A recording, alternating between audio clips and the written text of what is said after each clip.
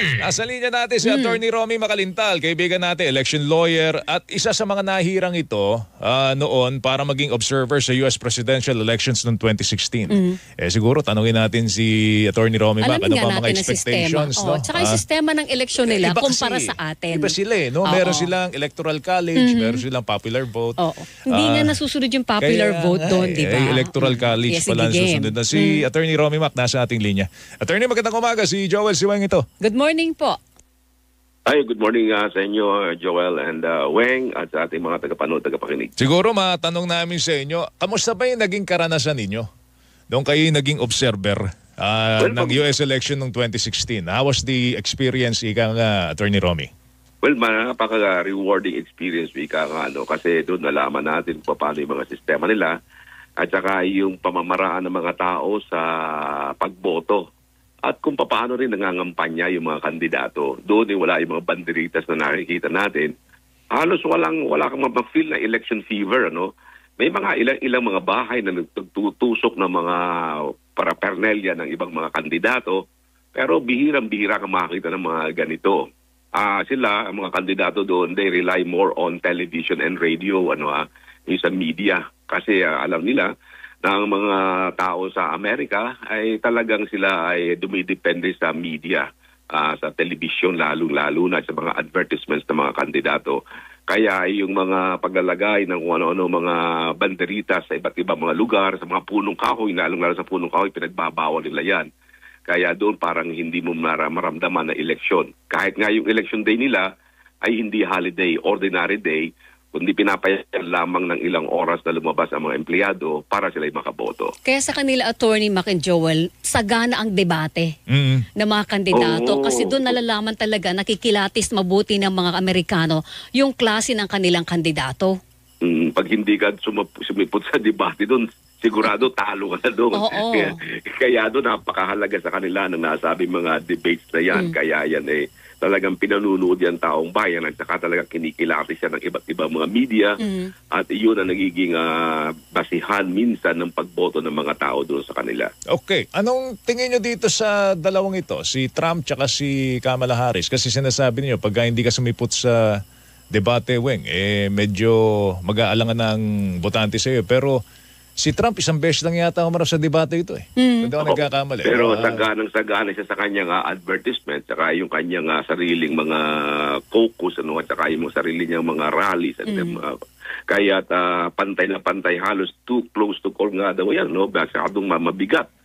At may sinasabi nga sila na sa mga swing states, yung mga lugar na hindi mo malaman kung talagang kanino boboto. Kasi sa kanila, winner take all yan yung the winner takes all the points. Para bang point system na sa bawat estado na mapanalunan nila, meron silang corresponding points na ibibigay. Yung tinatawag na electoral votes. Yes. Kaya yung mga 50 estado na yan, bawat estado niyan ay may kanya-kanyang mga electoral votes. Depende sa number ng kongresista o laki ng lugar nila. Katulad ng halimbawa ng California, meron silang 54 electoral votes. Kasi bawat state, laging may dalawang senador. At yung depende rin sa number of districts ng mga kongresista. Sa California, kahit malaki yan, 2 senador lamang ang pwede nilang i-elect. Pero marami silang kongresista kasi marami silang distrito. Kaya yan ang pinakamalaking electoral votes, 54 sila. As compared sa Alaska, pinakamaliit yan, isa sa pinakamaliit, 4 lang kanilang tatlo lang kanilang electoral votes. Pero 2 ang kanilang senador, 1 kongresista.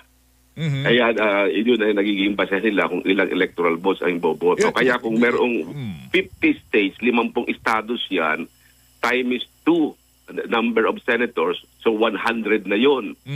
Ngayon, meron silang 435 representative seats. Kaya 435 and 100, that is 535 na. Ina-add pa dyan, sinasama pa dyan in District of Columbia na bagamat hindi estado sa ilalim ng saligang batas ng Amerika, iyan ay laging may nakalaan na 3 electoral votes. Kaya ang total electoral votes nila ay 538. Na kung kukunin mo yung majority, 538 divided by 2 equals 269. Pero yun ang balanse. Ngunit sabi nga majority is always plus 1 of half. Kaya 270 ang total majority na yun ang numero ng electoral votes na dapat makuha ng isang kandidato para manalo. Actually, maraming nagtatanong doon sa forma ng botohan dyan sa Amerika. Nabanggit nyo na rin lang yung electoral votes. Gustong maintindihan ng mga Pilipino. Gusto ko malaman kasi ganito, bumoboto ka, hindi ba? Doon nanggagaling yung popular vote, Attorney Mac. Pero yes, dito sa electoral vote, sino ang nagbibigay ng boto? Yun nga, bakit may ganyan ba? Bakit meron ng popular vote na sa ating ginagamit, di ba? Meron pa electoral college. Meron pa electoral college. Ano ba yan? Bakit may ganyan? Kaya ginagawa nila yan para yung kahit maliit na estado ay hindi nababaliwala ng mga kandidato. Kasi bawat electoral vote, katulad sinabi ko yung Alaska, kahit tatatlo lamang yan, kailangan puntahan din yan kasi sayang yung 3 puntos na yun. Na kung mawawala sa kanila yon, malaking bagay yon. Kaya pinaglalabanan din nila kahit na maliit na estado. Kaya kahit maliliit yan at makakuha ka ng marami doon, ay kahit na maraming makuha ang maraming boto, makuha ng popular vote, pero kung kukunti naman electoral votes na nakukuha mo rin, hindi ka rin mananalo. Katulad, halimbawa ng mga nangyari kay Hillary Clinton noong 2016, mahigit na 2 milyon ang kanyang lamang sa popular votes. Pero yung mga nakunan niya ng mga popular votes na yon, wika nga, kukunti rin lang yung mga electoral votes na involved. Kaya nanalo pa rin si Trump. Actually, yun nga ang gusto natin malaman. Kung ganun din lang, Weng, bakit may popular vote ka pa? Bakit mo pa pinaboboto ang ordinaryong mamamayan? Mga electoral college din palang nananaig. Yung nga lagi na pinagdadebatihan, bakit kailangan ng popular vote? Kasi yung popular vote will determine kung sino ang nanalo sa bawat estado. Halimbawa, nga sinasabi ko kanina, yung California, halimbawa, nanalo doon si Harris. So, pupunta sa kanya ang 54 electoral votes na yon. So, sa iba namang mga estado rin, kung sino mananalo, doon pupunta yung point system na bawat estado na mapanalunan mo, meron kang puntos. At ang may pinakamalaking puntos, makakuha ng 270 and above, sila ang mananalo. Kaya yung popular vote, kailangan din yun. Kasi doon unang magsisimula para ma-determine mo kung sino makakakuha ng points sa bawat estado. In other words, kailangan manalo ka ng popular vote sa mga estado para yung puntos o yung point allotted for that particular state ay makuha mo.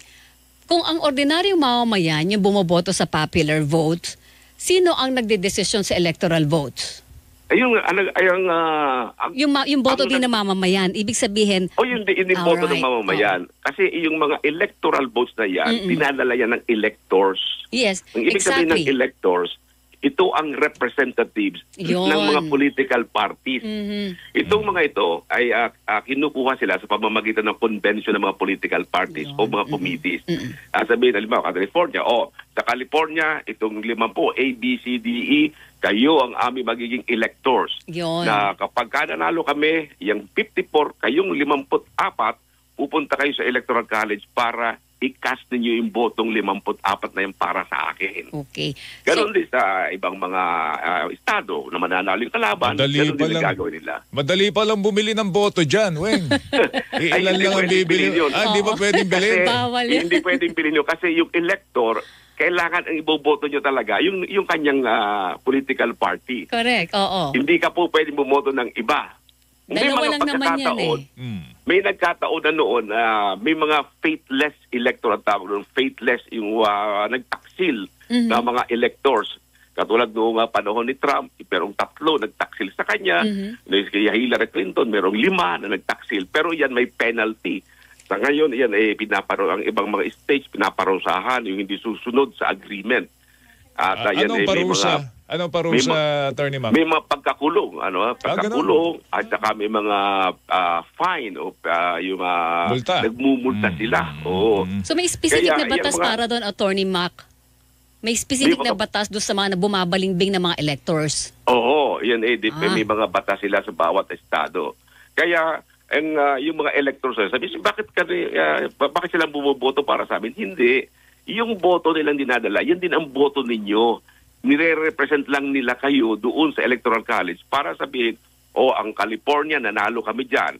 So yung 54 na nakaalat sa amin, ikakas na namin sa December, sa December ang ako nila Para bang board of canvassers na dala-dala yung mga election returns. Dito sa atin ang tawag election returns.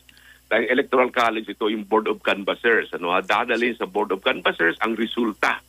At yun na lang ang pagbabasihan nila para ma-proclaim ang mga nanalong kandidato. Attorney, ibig sabihin, kailangan mo na matapos yung pagbibilang sa popular vote bago makaboto ang electors.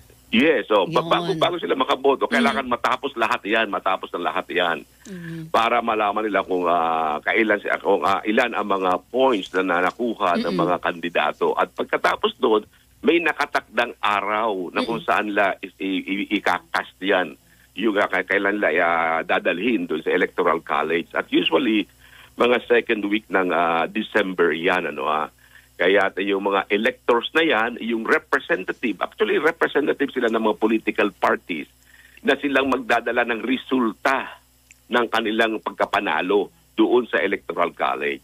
At doon nila ilalagak yon para magkaroon ng official count ang Electoral College kung sino ang nanalo noong 270 majority and above.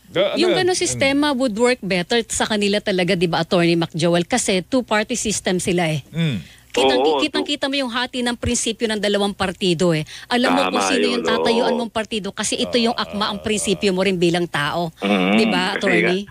Kasi nga doon, two-party system nila, mga 1800s pa yan, Talaga noon pa, since time immemorial, yan na ang kanilang sinusundan. At saka yung pagboto sa kanila, the vote for the president is the vote for the vice president and vice versa. Kasi yung balota, iisa lamang yung box na i-check mo. Halimbawa, yung box para sa Democratic Party, kay Trump at kay Harris, saka yung kanyang party mate. Ganun din kay Trump. Kaya yung boto mo, iisa lamang ang i-checkan mo doon. Hindi katulad dito, i-shade mo yung president, i-shade mo yung vice president, ganun. Pero doon isa lamang yung box na i-shade mo kasi yung boto mo sa presidente, kasama na yung vice president. Talagang they're voting for the president, Correct. Kaya pareho halos ang boto nila na nakukuha. Laging pareho ng boto na nakukuha nila. Kasi pwede naman yun, Attorney, kasi nga, dadalawang partido nga lang sila. Hindi katulad sa atin na ang dami nating partido naglalaban pag tuwing presidential elections. Dati naman, Weng, two-party rin tayo. Ginaya din natin ng Amerika dati. Liberal tsaka nationalista lang naman yan Nabago kasi ang ating saligang batas. Dumami. Dumami. Tsaka dito sa atin kasi, yung political parties, yung halos personal yan Kaya pag nawala, personality-oriented, pag nawala na yung leader ng party, wala na rin yung party na yan. Katulad naman, panahon ng KBL, di ba? Na UNIDO, pag nawawala yung kanilang mga leaders, nawawala na rin yung mga political parties na nawawala na sila ng kahulugan. Kundi, kung sino nakaupo, yun ang partido nga sumisikat sa ating bansa. Uso din ba sa kanila balimbing? Doon kitang-kita pag bumalimbing Kasi dadalawa lang naghahati. Kitang-kita doon, mga balimbing doon. Kaya, at saka doon, mahigpit din yung mga tao roon. Mabigat sa bawat salita na binibigkas. Yan nagkakaroon ng kahulugan. Katulad nung sinabi noon si Biden, di ba? Yung medyo na kamali siya na sinabi niya lahat ng supporters ni Trump doon sa Latino ay mga garbage, mga basura. Naku, hirap na hirap sila na i-correct yung nasabing statement at halos nagtatampo nga ito si Harris na sinasabing dapat hindi na sumasama si Biden sa mga campaign na yan. Kaya nasabi na yun. Kaya talaga yung damage control nila ay ganun lang kailang ginagawa. Siguro mas malala yung sinabi naman ni Trump. Sabi ni Trump, pinupulutan. Diba, ng mga kinakain daw yung mga pusa at mga ligaw na hayop. Nakikita po sila din. They're eating the pets. Di ba yung election nila laging nasa the first Tuesday the Tuesday after the first Monday.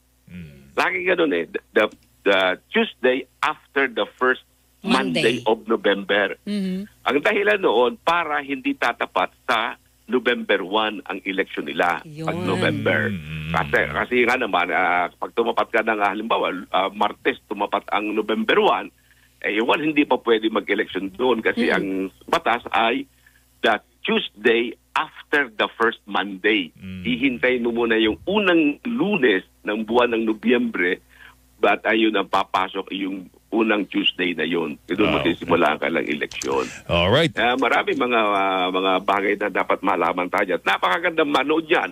At I'm sure na may mga full coverage yan. May invitation nga US Embassy sa atin na mag-observe din sa kanilang may isa silang lugar na kung saan may invitation para magkaroon ng observation sa darating na halalan. Alright. Sige. Attorney Max, salamat ha. Thank you. Mag-ingat ka. Maraming salamat. At magandang umaga sa inyo lahat. At hintayin natin kung ano yung magiging kahinatan niya kasi mahalaga din yan para sa ating bansa. Lalong-lalo na kung sinong magiging presidente, ano ang magiging posisyon nila sa China, sa ating problema dyan sa West Philippine Sea. Maraming salamat. Thank you. Magandang umaga. Thank you, sir. Si Attorney Romy Macalintal, mga kapuso, ang oras po